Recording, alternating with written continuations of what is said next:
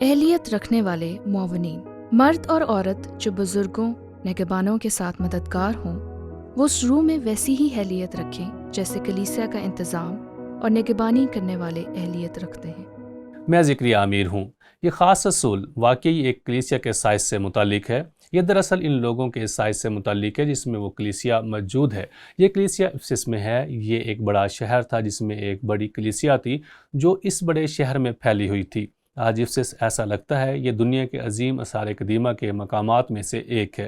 یہ مرکزی سڑک کا ایک جائزہ ہے۔ جیسے آپ مین اسٹریٹ پر چلتے ہیں اور آپ لائبریری کو کچھ فاصلے پر دیکھ سکتے ہیں بس، اور میں ایک استعارہ استعمال کروں گا۔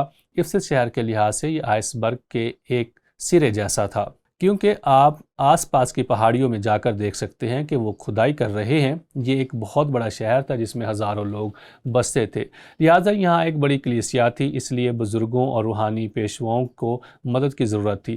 اسی لیے یہاں بائبل کے نئے عہد نامہ کی کہانی میں ڈیکنز کا پہلا حقیقی اہم حوالہ پایا جاتا ہے۔ یہاں وہ ڈیکنز کا لفظ استعمال کرتا ہے۔ یونانی میں اس کے لیے لفظ ڈیکونائے، اور نئے عہد نامہ میں بہت ساری جگہوں پر اس کا ترجمہ خادم کیا گیا ہے۔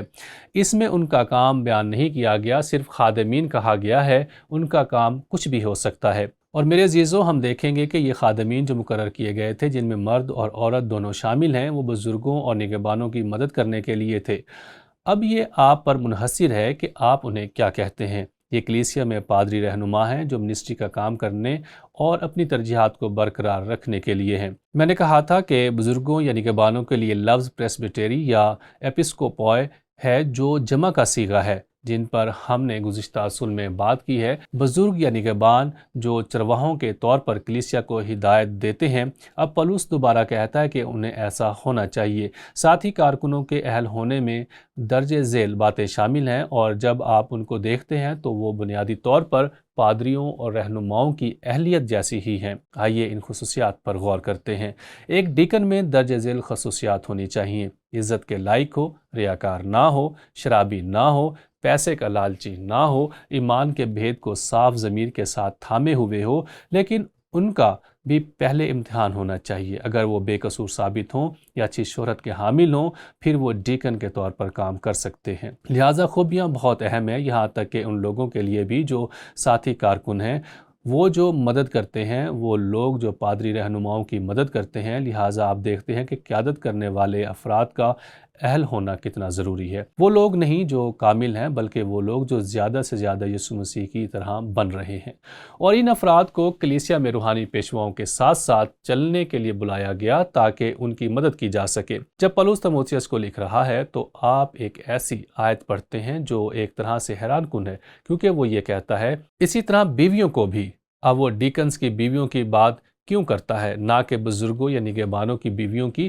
کیونکہ مجھے نہیں لگتا کہ وہ اس کے بارے میں بات کر رہا ہے۔ وہ یہاں جس کے بارے میں بات کر رہا ہے، اس کا ترجمہ خواتین یا مددگار خواتین بھی کیا جا سکتا ہے۔ وہ خواتین جو مردوں کے شانہ بشانہ مدد کے لیے خدمات سر انجام دے رہی ہیں، جو روحانی پیشواؤں کی مدد کے لیے خدمت کر رہی ہیں، انہیں بھی باعزت ہونا چاہیے۔ تہمت لگانے والی نہ ہوں، بلکہ پرہیزگار اور سب باتوں میں ایماندار ہوں۔ اور پھر وہ مردوں کے لیے اضافی خصوصیات پر بات کرتے ہوئے آگے بڑھتا ہے، لیکن سب سے پہلے میں آپ کی توجہ صرف ایک عورت کی مثال کی طرف دلانا چاہتا ہوں جو شاید اس کردار میں تھی، اور اس کا نام فیبے تھا۔ اور پولس نے اس کا تذکرہ کیا جب اس نے انہیں رومیو کے آخری باب میں لکھا۔ اس نے کہا، میں تم سے فیبے کی جو ہماری بہن ہے وہ کون ہے؟ وہ ایک خادمہ ہے جس کے لیے صیغہ واحد ڈائکونوس ہے۔ وہ کنخریا کی کلیسیا کی خادمہ تھی۔ تم اسے خداوند میں قبول کرو جیسا مقدسوں کو چاہیے، اور جس کام میں وہ تمہاری محتاج ہو اس کی مدد کرو، کیونکہ وہ بھی بہتوں کی مددگار رہی ہے، بلکہ میری بھی۔ کچھ لوگوں کا خیال ہے کہ وہ دراصل پولس کا خط کنخریا جو کرنتھس کے قریب ہے وہاں سے لے کر رومیو تک پہنچی تھی۔ کیا آپ اس کام کا تصور کر سکتے ہیں کس قدر اہم تھا کہ خط پہنچانے میں پولس کی مدد کی جائے؟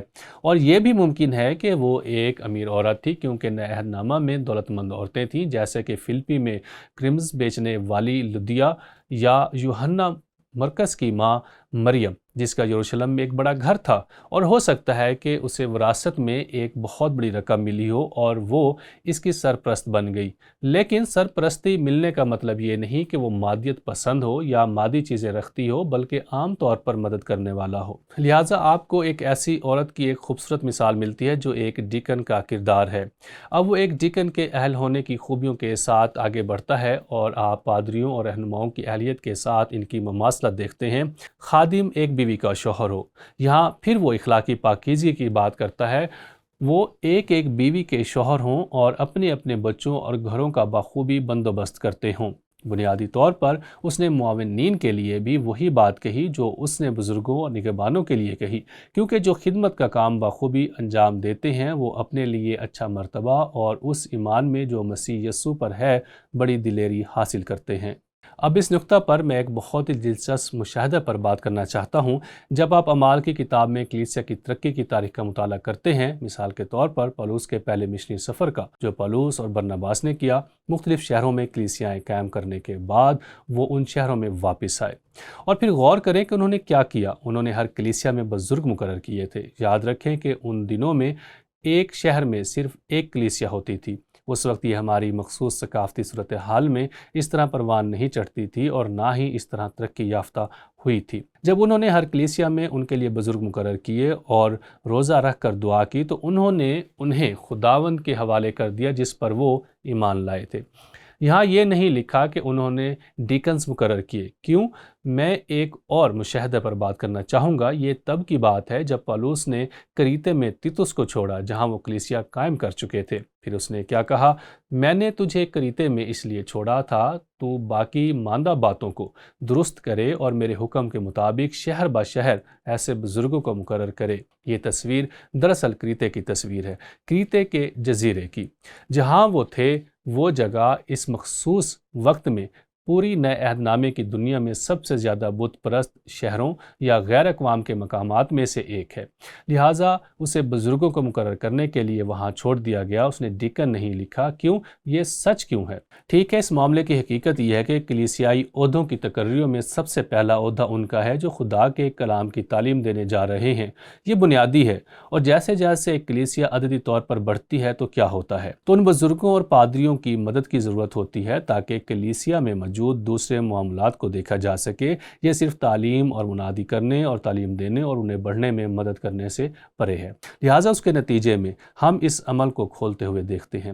یہ ہم افسس میں دیکھتے ہیں کیونکہ افسس ایک بڑا شہر تھا جس میں ایک بڑی کلیسیا تھی جہاں بہت سارے بزرگ تھے جنہیں یقینی طور پر منسٹری کے بہت سارے معاملات میں مدد کی ضرورت تھی۔ لہٰذا یہ ایک بہت ہی اہم مشاہدہ اور دلچسپ نمونہ ہے۔ کسی کا تعلق بہت ساری مختلف ثقافتی افعال سے ہے جو دنیا میں کہیں بھی درست ہیں۔ وہ کیا ہیں؟ تاکہ کلیسیا کو سنبھالا جا سکے اور خدا کے کلام کو سکھایا جا سکے۔ یہ مخصوص افعال ہیں۔ ڈیکن کے کردار کے بارے میں چاہے مرد ہو یا عورت ایک لفظ کے علاوہ کوئی تفصیل نہیں، اور وہ لفظ ہے خادمین، تاکہ وہ اس منسٹری کو چلانے میں مدد کریں اور ان افراد کی خدمت کریں۔ لہٰذا یہ ایک اہم موضوع ہے، لہٰذا غور و فکر اور رد عمل کے لیے درج ذیل سوال ہے۔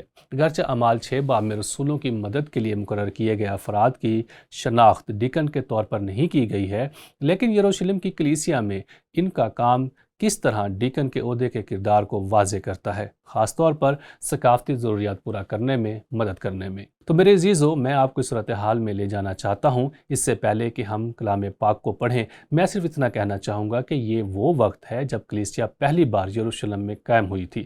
رسول وہاں موجود تھے، روح القدس آیا اور کلیسیا کی ابتدا ہوئی۔ لہٰذا وہ ارشاد اعظم کو انجام دینے اور یروشلم سے نکل کر دنیا کے دوسرے حصوں میں کلیسیاؤں کو قائم کرنے سے پہلے کلیسیا کی بنیاد رکھنے کے عمل سے گزر رہے تھے۔ لہٰذا یہاں ہم اعمال 6 باب کے لحاظ سے کیا پڑھتے ہیں؟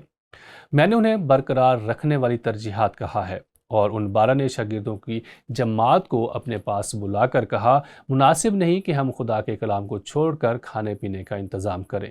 اب پس منظر کیا ہے؟ یاد رکھیں کلیسیا پیدا ہوئی تھی، پوری رومی دنیا سے یہودی عید پینتیکوست کو منانے یروشلم آئے ہوئے تھے اور وہاں بہت سی عورتیں بھی تھیں، ان میں بیوہ عورتیں بھی شامل تھیں، اور کلیسیا کے پیدا ہونے کے بعد ہر ایک نے عارضی طور پر وہاں رہنے کا فیصلہ کیا کہ اس کے پاس پیسے پہلے ختم ہو گئے تھے۔ یونانی بیواؤں عبرانی بیواؤں کے ساتھ کوئی مسئلہ نہیں تھا کیونکہ ان کا خاندان تھا اور وہ وہیں یروشلم میں یہودیہ میں رہتے تھے، لیکن ان خواتین کے بارے میں کیا خیال ہے جو روم سے اور افریقہ سے آئی تھیں، اور وہ سب یروشلم میں یہ دیکھنے کے لیے ٹھہرے ہوئے ہیں کہ آگے کیا ہونے والا ہے۔ خیر وہ خوراک کی روزمرہ کی تقسیم میں غفلت برتتے تھے، لہٰذا انہوں نے کیا کیا، وہ رسولوں کے پاس آئے جو اصل میں رہنما تھے، اور رسولوں سے کہا ہماری بیواؤں کو نظر انداز کیا جا رہا ہے۔ پھر کیا ہوا؟ رسولوں نے کہا مناسب نہیں کہ ہم خدا کے کلام کو چھوڑ کر کھانے پینے کا انتظام کریں، لیکن رسولوں نے کہا پس اے بھائی ہو، اپنے میں سے 7 نیک نام شخصوں کو چن لو جو روح اور دانائی سے بھرے ہوئے ہوں کہ ہم ان کو اس کام پر مقرر کریں، لیکن ہم تو دعا اور کلام کی خدمت میں مشغول رہیں گے۔ اب یہاں آپ باہمی تعلق دیکھیں۔ رسول ایک مقامی کلیسیا میں بزرگوں کا نمونہ تھے، یہ پہلی مقامی کلیسیا تھی اور رسول وہاں یروشلم میں تھے، اور اس نقطہ پر، اس مقام پر ہم بات کر رہے ہیں، انہوں نے بزرگوں کو مقرر نہیں کیا تھا۔ سب کچھ بڑھ رہا تھا اور کھل رہا تھا، اور بعد میں کلیسیائیں قائم کی گئیں، رسولوں کی طرف سے نہیں جو مستقل رہنما بن چکے تھے، لیکن پولس اور برناباس کی طرح انہوں نے ہر کلیسیا میں بزرگوں کو مقرر کیا۔ لیکن رسول ایک نمونہ تھے کیونکہ انہیں اس مسئلے سے نمٹنا تھا۔ مسئلہ کیا تھا؟ خدا نے انہیں دعا اور کلام کی منادی کرنے اور کلام سکھانے کے لیے بلایا تھا، اور کہنے لگے ہم اس سے توجہ ہٹا نہیں سکتے، اور اس طرح جوہر میں جو کچھ ہم پولس کے تیموتھیوس کے نام خط میں دیکھتے ہیں، افسس کی کلیسیا کے لحاظ سے وہی بات سچ تھی۔ بزرگ جو اب اس کلیسیا میں مقرر ہیں وہ رسول نہیں تھے، لیکن وہ بزرگ جو مستقل رہنما ہیں انہیں اپنی ترجیحات سے غافل نہیں ہونا چاہیے۔ انہیں مدد کی ضرورت ہے، انہیں معاون کی ضرورت ہے۔ کھانا اہم تھا، یہ ایک ثقافتی صورتحال ہے جو وہاں درپیش آئی، لیکن اگر رسول اس میں شامل ہو جاتے تو یہ انہیں ان کی ترجیحات سے دور کر دیتا۔ لہٰذا پولس جو یہاں تیموتھیوس میں کہہ رہا ہے وہ یہ ہے کہ افسس جہاں ایک بڑی کلیسیا ہے، انہیں وہاں بزرگوں کو مدد کی ضرورت ہے، لیکن انہیں اہل ڈیکن کی مدد کی ضرورت ہے جو ان کی مدد کر سکیں۔ لہٰذا یہ ایک بہت اہم اصول ہے جسے ہم بائبل کی پوری کہانی میں کھلتے ہوئے دیکھتے ہیں، جیسا کہ کلیسیا کو پوری رومی دنیا میں قائم کیا گیا تھا۔ لہٰذا مجھے اس اصول کا جائزہ لینے کی اجازت دیجیے۔ بزرگوں، نگہبانوں، معاونین، مرد اور عورتیں جوہر میں کلیسیا کا انتظام اور نگہبانی کرنے والوں کی طرح اہل ہونے چاہیے۔